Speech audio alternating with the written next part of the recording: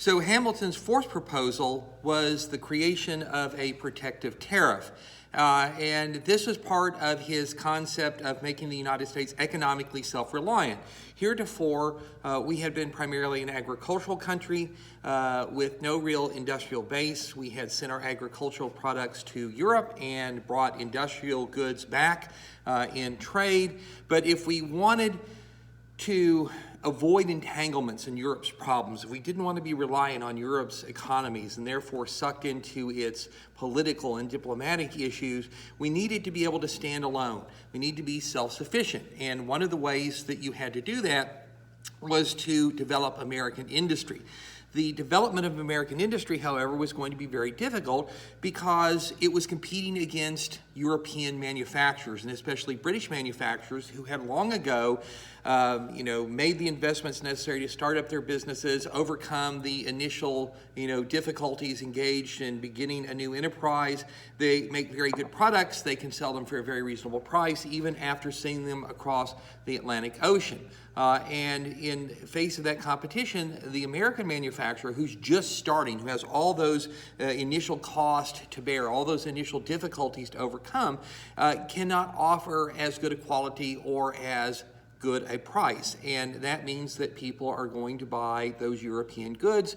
The American manufacturer is never going to get up off the ground, and America is never going to have its own industrial base. And the solution to that is a protective tariff. Now remember that a tariff is merely a tax placed on goods imported into the country. There are two kinds of tariffs. There is a revenue tariff, which is designed to raise revenue. So it's a modest tariff, say a nickel on every dollar that comes in. That nickel cost is passed along to the consumer, but if the difference at the marketplace is $1 or $1.05, that probably doesn't keep somebody from buying that good, and therefore the manufacturer can ship in lots of them because people are going to buy lots of them, and the more of them that are shipped in, of course, the more revenue the government is going to make. If 1 million $1 widgets come in and you get a nickel off of each of those widgets for the federal government, it adds up pretty quickly. A protective tariff is designed to do exactly the opposite thing, and in an extreme case, let's say it's a 100% tariff. So you have a $1 widget. When it comes in, the U.S. government would charge $1 to allow it into the country. The cost of that tax is passed along to the consumer, and now that widget is $2 in a store. And if an American manufacturer can make a widget and sell it for $1.50, then he's going to win out. If he's making a $1.50 widget and trying to sell it against $1 or $1.05 widget, he's not going to win out. So the idea here is we basically keep the foreign competitor out. We give the American manufacturers time to get up, to get running, to get good at what they do, to reduce their costs, to find their niche in the marketplace, and that will level the playing field. And perhaps when you have a level playing field, you can let the foreign goods in, but until then, we need to keep them out to inspire the growth of American industry, the production of American jobs, and the creation of American self-reliance. The problem with this proposal is that it flew in the face of Southern economic realities. The thing that ran factories, that powered the machines in factories in the late 18th century was water. Water wheels turned the gears that made the machines run, and that meant that if you were going to have industry in America, you needed to have it someplace where you had lots of little streams running rapidly downhill that could run those water wheels, and you also needed to be close to large populations so you could find workers and you could find markets. Being nice to ports for the movement of raw materials back and forth would be helpful as well. And that, of course, points toward New England. And New England was where you had large populations, ports, cities. It's where the terrain was right for factories. It's where the growing season was short, so people look for different means of economic livelihood. And so if you're going to have a protective tariff, although in a big picture it benefits the entire country, in the immediate sense, it's going to benefit New England alone. In the South, which does not have that kind of terrain, which has a long growing season where you don't have a lot of cities and ports, people are still mostly engaged in agriculture. They're not going to switch from that to starting up factories or becoming industrial employees, and therefore all the South gets in the short run is a higher cost of living, whether it's higher prices for imported English goods because of the tariff, or it's higher prices because now you have to buy American goods. It's a higher cost of living. And for Southern planters, this was particularly harmful since many of them were locked in a credit system with England. Now, they had to buy on credit what they needed while they were growing the crop. When they harvested their crop and they sent it to Europe and they sold it, that money went to pay off last year's debt, which left them with no funds to buy the things they need this year, and so they have to buy on credit again. So Southerners economically did not like the protective tariff. Many of them questioned its constitutionality. It was a little harder to find a justification in necessary and proper clause to irrefutably contest that issue, and so here Hamilton lost. This time Hamilton loses. And as a consequence of that, he doesn't get the protective tariff. Although he's raised as an issue, it's not going to go away. We're going to be revisiting it over and over and over again. And in 1830-31, issues about the tariff will bring the United States very close to breaking up in potential civil war. But for the moment, it's done. So Hamilton had 4 proposals. Full funding, passed. Assumption of state debts, passed. National Bank, passed. Protective tariff, failed. Big picture, Hamilton's actions did help the economy. They did right the economic ship of state. But they did something else, and that was to divide the country, to divide the Congress, to divide the political class and the press into 2 camps, one that had favored all of Hamilton's proposals and one that had opposed all of Hamilton's proposals. Because if you liked one of them, you probably liked all of them. And if you disliked one of them, you probably disliked all of them. And so we've kind of divided ourselves into 2 political factions. And that's important because these political factions become the raw material for the creation of political parties. There were no political parties. Remember, Federalists and Anti-Federalists were not political parties. They were simply different camps fighting for or against ratification of the Constitution. Once the Constitution was ratified, Federalists and Anti-Federalists don't really exist anymore except philosophically. And the Founding Fathers said nothing about political parties in the Constitution. In fact, they rather naively hoped there would never be political parties. They didn't even use the word party. They would refer to faction.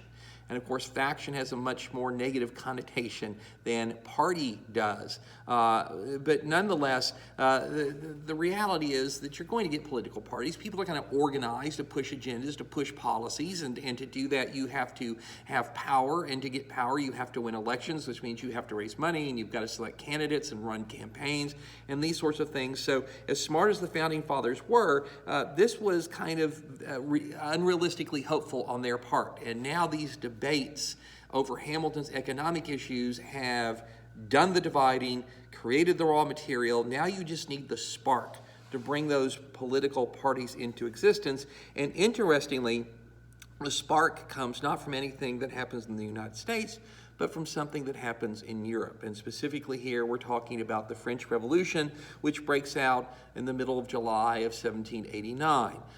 It grows out of our revolution. The French had run up a huge debt, assisting us in our struggle for independence.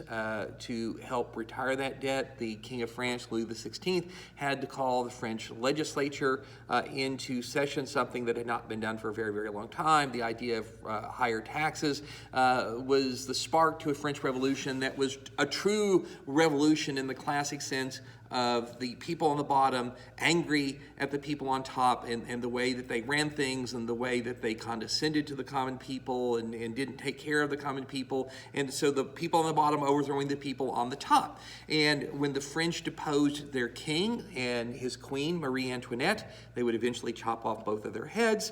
Then the French Revolution broke out in full flower. And initially this thrilled the Americans. Because we perceived the French Revolution, at least in the beginning, as an extension of our revolution. This was the birth of democracy in France, and wouldn't it make sense that this would happen in France because France had aided us in our struggle against the British, and therefore France had kind of caught the infection and carried the infection to Europe. And now the French people were following in America's path. They declared the rights of man, penning the phrase life, liberty, and fraternity. How close is that to the Declaration of Independence and life, liberty, and the pursuit of happiness? Nonetheless, the French Revolution is going to cause a great deal of problem, not just in Europe, but in America as well. And that comes from, first off, the fact that the French Revolution goes off the rails pretty quickly. It becomes the violent overthrow of an established order. You have the Reign of Terror in Paris. 5,000 people are decapitated by the guillotine because they had the wrong last name, or they had the wrong social class, they read the wrong books, they got askew with the powers that be. The French Revolution is going to come very close to provoking civil war in France, as those who supported the revolution were opposed to those who wanted to restore or maintain the monarchy. And in the face of that, the French revolutionaries did the thing that all successful revolutionaries sooner or later wind up having to do in the face of internal division, and that is to pick a fight with a hated outside enemy. And by picking a fight with a hated outside enemy, you rally the people to the government. They hate the outside enemy more than they hate the factions within their own country, and this gives your revolution time to solidify and keep going, even if it's at the cost of an external war. And of course, the greatest enemy to France is England. And so when the French revolutionaries needed a hated outside enemy, England is there. And in February of 1793, the French Republic declares, quote, the war of all peoples against all kings, unquote, and inaugurates a war with England that will eventually suck in all of Europe, that will morph into the Napoleonic Wars and will last for 21 years. And so Europe is descending now into more than 2 decades of warfare, and this is going to impact the United States very quickly, because in 1778, after our victory at Saratoga, we had signed a treaty of, quote, perpetual friendship and alliance with France. Never-ending, everlasting friendship and alliance. And now that France is at war with England, the French expect the United States to go to war with England. And that was problematic for the United States for a couple of reasons. First off, we weren't prepared for war with anybody, and George Washington knew it. Our finances are still in disarray. The country cannot raise the money to enlarge the Army, enlarge the Navy. What there is of an Army, Navy is very small. The Army is out west fighting Indians. We barely won the last war against Britain, and we're in no condition to fight another war against the British. They would invade us from Canada, they would blockade our ports, they would sweep our commerce from the ocean, and we could do very little about it. And so Washington might not like the British, but he can't afford to go to war with the British. The other difficulty, of course, is that most of America's trade is with England. 75% of all of our trade is with England. And so to go with war and to England means that we're sort of cutting off our nose despite our face. And so Washington needed to find an excuse for neutrality, and he found it. The French sent a new ambassador to America. The British have established a blockade of France, so he has to sneak in to the U.S. via Charleston, South Carolina, instead of coming to New York or Philadelphia.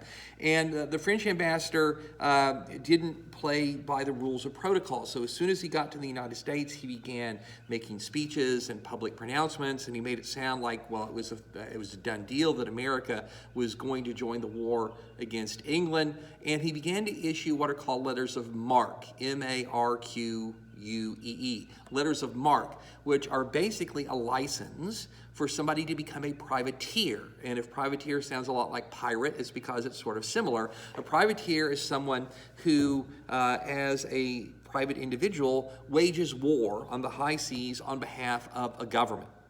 And there have been lots of privateers during the American Revolution, for example. And a privateer was somebody who took a merchant ship, put a couple of guns on it, and sent it out to raid enemy commerce. So a privateer isn't looking to fight an enemy warship. That would be suicide. He's looking to swoop down on an unprotected merchant ship belonging to the power against which he is waging war, or against which the country that he's working on is waging war, capture it, take it to a neutral port or a friendly port, and then sell it as a prize of war. And you get half the profit as the privateer, and the government for which you're fighting gets the other half of the profit. And so it is kind of like legal piracy, and it could be very, very profitable. And a lot of Americans who didn't like England and who saw a chance to make a lot of money fighting on behalf of France snapped up these letters of marque, and they went out on the high seas and they began to attack British ships. When Washington heard of all of this, he quite rightly said that the French ambassador had no right to do any of it. He hadn't even presented his credentials to the American government to be formally recognized. And so Washington took this affront to American diplomatic dignity as the excuse to do the thing that he needed to do regardless, which was on April 22nd of 1793 to declare American neutrality. So we're not going to jump into this war on the behalf of France. And that angered the French mightily. And it did nothing to placate the British, because American privateers working for France are already attacking English ships. And as far as the English were concerned, the Americans could proclaim their neutrality. That didn't mean that England had to believe that we were actually being neutral. And so the British retaliated, not only by refusing to let American ships through their blockade of France, but also by attacking American ships trading with French islands in the Caribbean. And remember, the British will not let the U.S. trade with British islands in the Caribbean, and so that trade is very important to the U.S., and now the British are disrupting it. They took hundreds of American ships as prizes of war. And the reaction of the American people was pretty apparent, and it was pretty immediate. The flag's been fired upon. Almost literally, the flag's been fired upon, and by our hated enemy, the English, and they demanded war against Britain.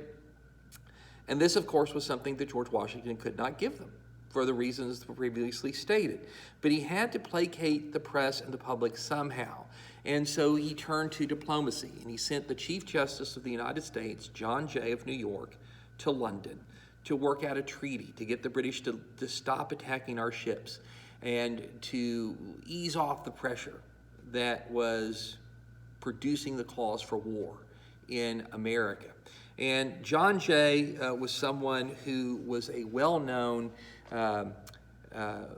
hater of the British, and he was sent to London with 4 goals. He was supposed to get a treaty that would allow us to avoid war, and the 4 things he was supposed to press for were: 1, the removal of British troops from American soil. So remember, there are 1,000 British troops sitting in forts on the southern shore of the Great Lakes, and they have not been removed because America hasn't compensated loyalists for their losses in the Revolution as per the terms of the Treaty of Paris, and so the British have refused to remove those troops. Well, we want them gone. We want them gone. Secondly, we want compensation for the American ships the English have taken. And then we want an improvement in the commercial relationship between England and America. Hey, if you don't want us to trade with France, then make it easier to trade with you. We don't care where we're making the money. So open up the British islands in the Caribbean for trade by American merchants with American vessels. And then lastly, and most ambitiously, the Americans wanted Jay to get the British to recognize our definition of neutral rights, which is to say that as a neutral power, we got to ignore blockades. Our ships on the high seas should be left alone by privateers and everybody's navy, so long as we're not carrying war material, guns and ammunition and that sort of thing. We should be able to come and go as we want. And this was naively ambitious, and Washington probably understood that it was, because there was no way the British were going to accept that. To accept that would be to make their blockade meaningless. It would be to make their primary instrument of political and diplomatic and military power, their navy, useless. So Washington knew when he sends Jay across the Atlantic that Jay's not going to get all this. And he tells him, that's okay. Get half of it. Get 2 of the 4. And that'll be enough. I will be able to use that to avoid a war with England. The difficulty for Jay was that Alexander Hamilton was so frightened that Jay would push too hard for all 4 things that he would wind up getting nothing and there would be a war. And Hamilton agreed with Washington that a war with England right now would be horrible, terrible idea. And so Hamilton stacked the deck against Jay. He let the British know that, hey, he's going to ask for 4 things, but he'll take 2.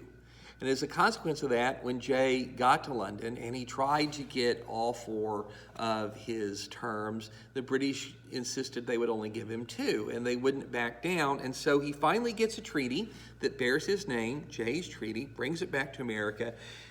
It says nothing about compensation for our ships that the British had taken. It says nothing about neutral rights. It agrees to remove British troops from American soil, but hey, Britain's in a war in Europe. It can't leave those troops on American soil. It needs them over here. Of course, it's going to bring those guys home. And then it allows small American ships to trade with the British islands in the Caribbean. So that's not much. And when Jay brought that home and the terms of it were released, the American people were horrified by it, or at least a good portion of the American people were horrified by it. This looked like we were being bullied. We were being slapped in the face. This was considered a humiliation. People wrongly accused Jay of having sold the country out, having accepted British bribes. His body was burned in effigy, and he was denounced. But Washington saw in this treaty enough, and he submitted it to the Senate. And all treaties are required to be ratified by a 2/3 majority vote of the Senate. And they're supposed to happen with the advice and consent of the Senate. And here you got a tussle, one of those early constitutional tussles, because the Senate was not happy with the treaty, and it demanded to see Washington's instructions to Jay and Jay's communication with Washington.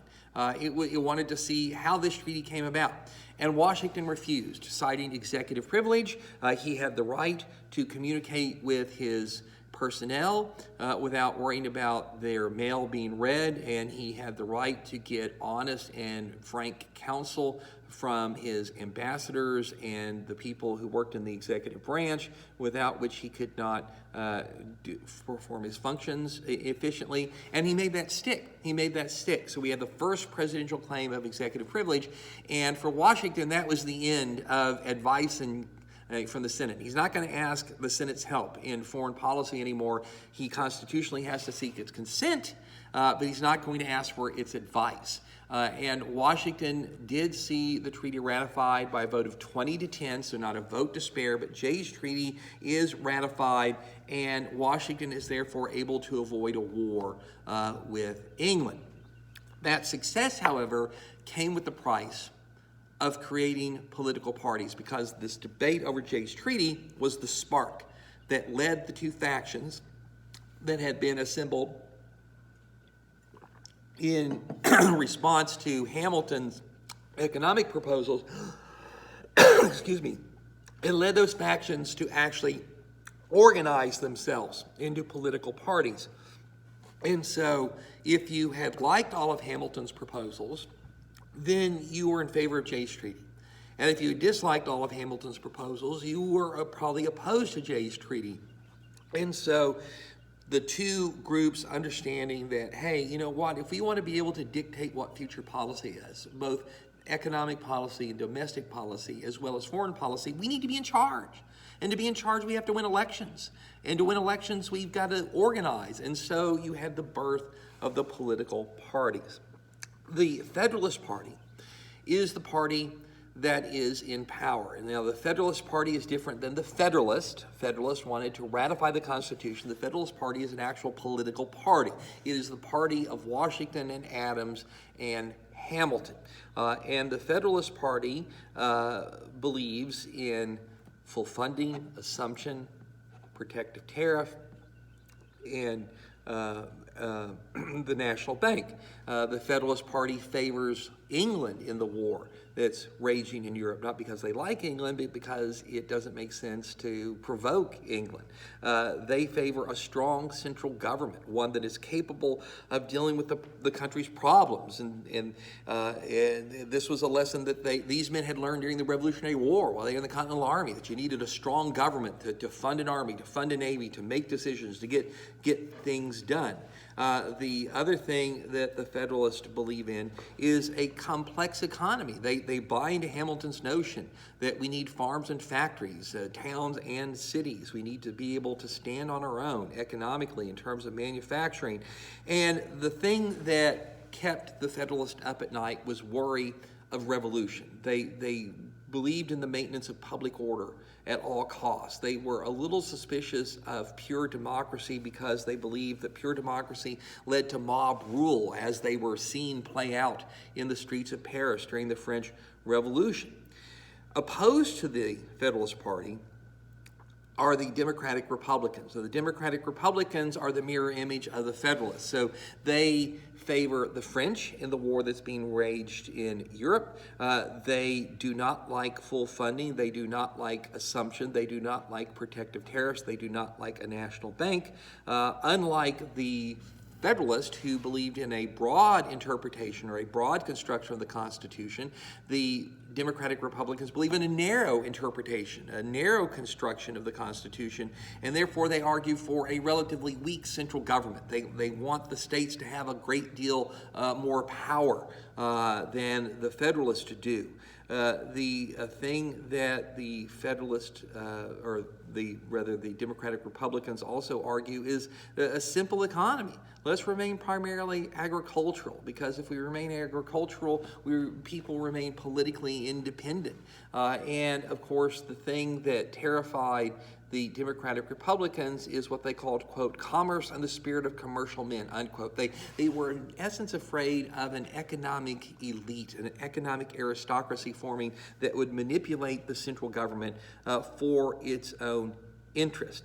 And so you have two political parties diametrically opposed to each other, and one, the Federalists are in power, the Democratic Republicans are out of power, and therefore they cannot influence policy at all. And this is going to lead to mistrust, misunderstanding, fear, loathing, outright hatred between the two parties. And it doesn't help that the newspapers, of course, are not objective reporters of the news. Arguably, objective reporting of the news is impossible. There is no such thing as pure objectivity. You could and should strive for it, but deciding what to report and what to highlight and the language that you use and the sources that you go to and all that, that's all purely subjective, and it is subject to bias.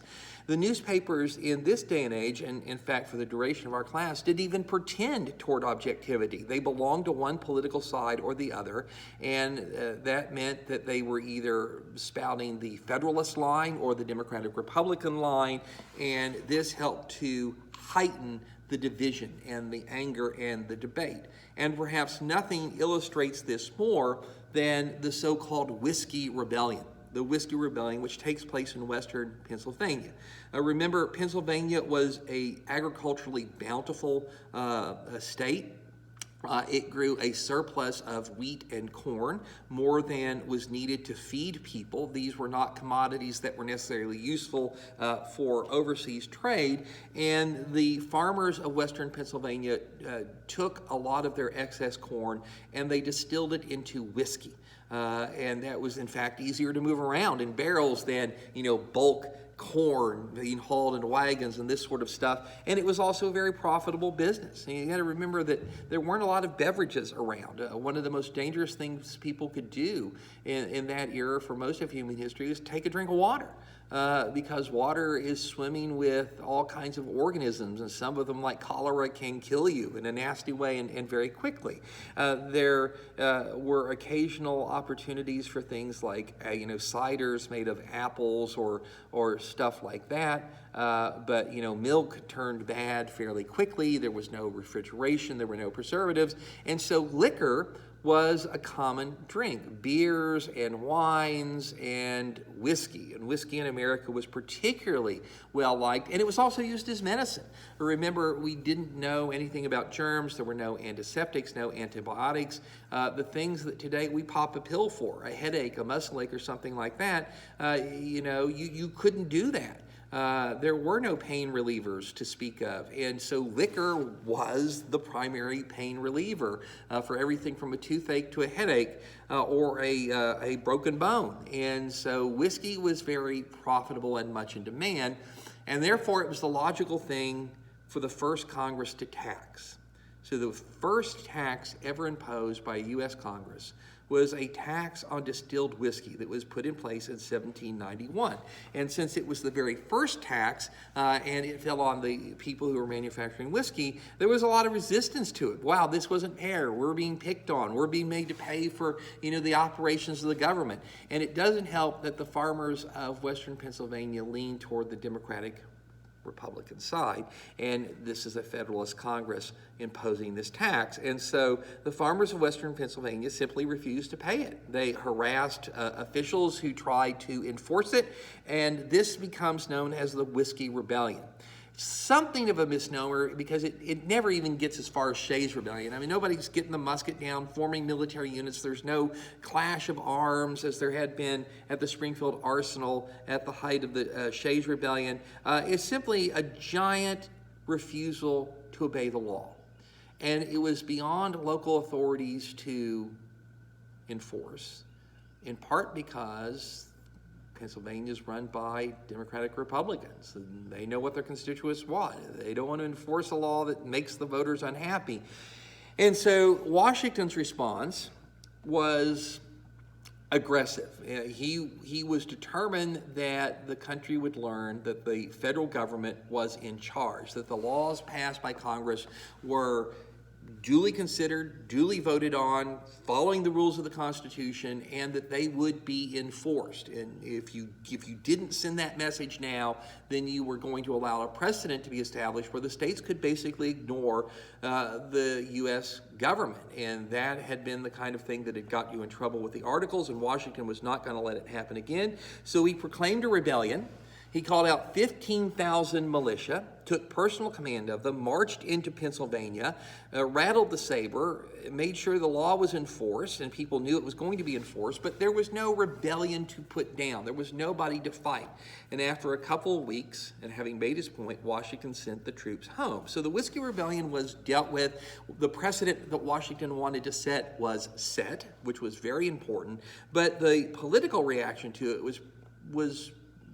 was notable, especially coming from Jefferson, who by this point has resigned from Washington's cabinet, as had Hamilton. And Jefferson, who is the leader of the Democratic Republicans, mocks the response to the Whiskey Rebellion. He says, quote, "An insurrection was announced and proclaimed and armed against but could never be found," unquote.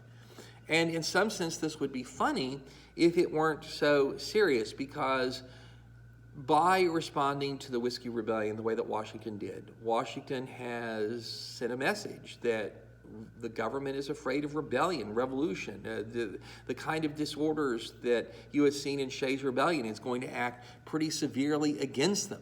The Democratic-Republican response to the Whiskey Rebellion shows that they are afraid that the Federalists are becoming tyrants, that they are determined to rule no matter what. They begin to question whether the Federalists would ever voluntarily relinquish power. And so the Whiskey Rebellion sort of heightens the tension. It heightens the fear of the two political parties against each other. And, of course, all of this means that when the time comes for the next presidential election, George Washington is prevailed upon to stay in office. Now, he had never intended to serve 2 terms. In fact, he had hoped that he would not even have to serve a full term. He would kind of get the government going and make sure that things are running right and then step aside. But politically, things were such that he simply could not step aside, because everybody says, you're the glue that's holding this together. The trust and the love the American people have for you is the glue that's holding all of this together. So Washington had agreed to a second term, but when 1796 loomed and it was going to be time for another election, people once again prevailed on Washington to stay, but this time he refused. The country is going to have to learn to handle its business without him. And so he announces in early 1796 that he is not going to stand for a second term. He issues his farewell address to the American people, in which he warns them against 2 things: foreign entanglements, like our Treaty of Alliance with the French, and political parties. And of course, the political party business it's too late. That horse has left the barn in terms of foreign entanglements.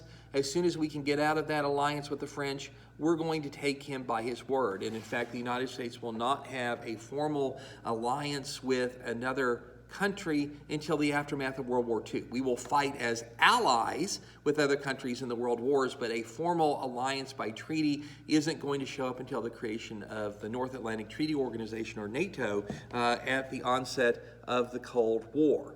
So Washington is going to exit the stage. He's not got much longer to live. He's going to die in December of 1799, basically from strep throat. And so he's not going to be with us for very much longer, but he is no longer president. He has once again voluntarily relinquished power when he did not have to, when he could have held on to it for as long as he wanted. The American people would have kept electing him. At this point in history, there is no limitation on the number of terms a man could get.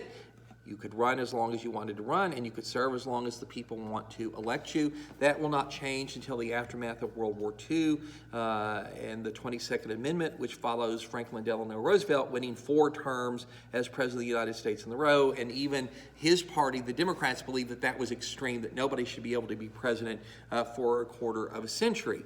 Washington had once again proven how critical he was. He had been the right man to be the first president of the United States. He had given the office true stature, dignity, power. He had established a lot of important precedents. He had guided the country through some very problematic times. He had set the tone going forward. The question now is, can that tone be continued, and can the country survive the existence of political parties and the continuing war in Europe? And so that brings us to the end of the first part of lecture number 2. And so time for some questions. And so here are the questions that you need to answer and email back to me within the next week. And the first of those questions is, who was George Washington's vice president? First question, who was George Washington's vice president?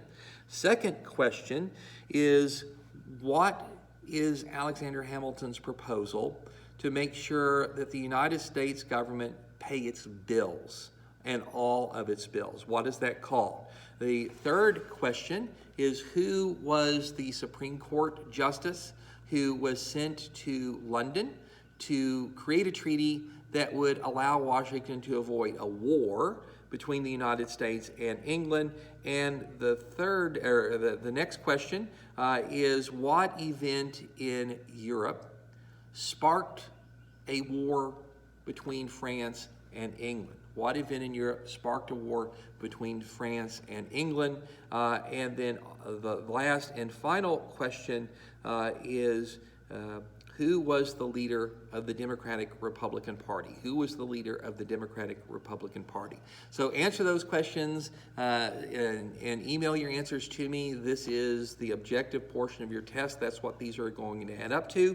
And that brings us to the end of part 1 of our second lecture. And part 2 will cover the administration of John Adams from the election of 1796 through the Quasi-War.